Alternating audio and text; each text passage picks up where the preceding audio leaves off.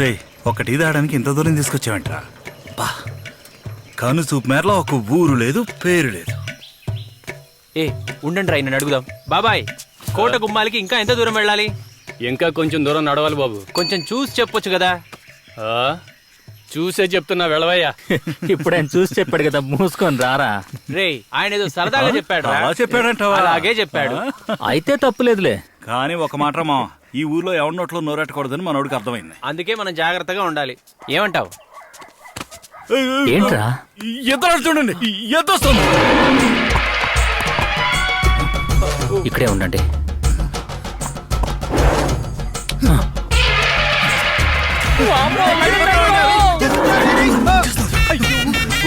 స్వామి ఇటే వచ్చేస్తుందా? దేవుడా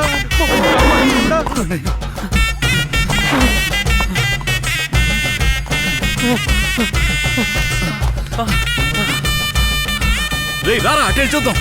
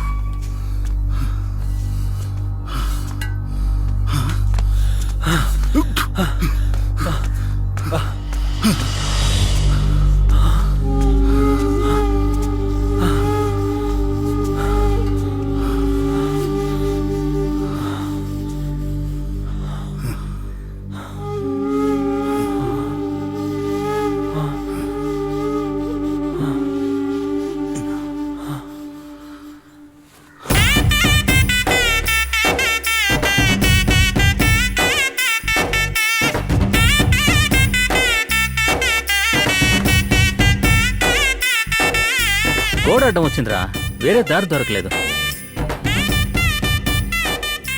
అందుకే ఫ్రీగా పంచి దొరికింది కదా అని కట్టిపడేశా. ఇదిగో తీసుకో.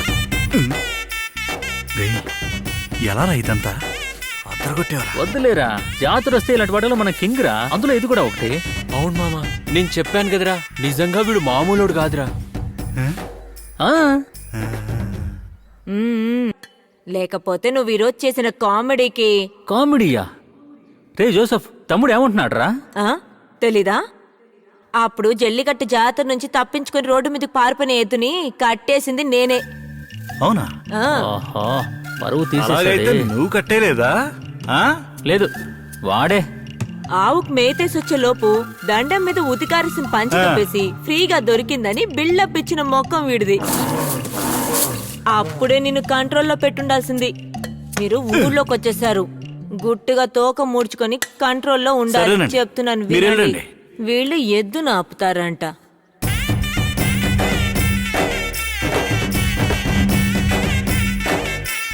ఏంట్రా నీది ఓ బతికేనంట్రా? వదిలేరా. ఏంటోరా, కొన్ని పడతాయి, కొన్ని లేస్తాయి. వాడు ఎదురు కట్టేశాడు, మనం బిల్డప్ ఇచ్చాం. మనం కాదు సార్, మీరు. బర్మా టేక్ లా ఉంది కదా. ఏంటది? ఆ రోజేమో పెద్ద ఫోజ్ కొట్టాడు హీరోలాగా. దీనికన్నా మోతాడు కురేసుకుని చావడం మీరు.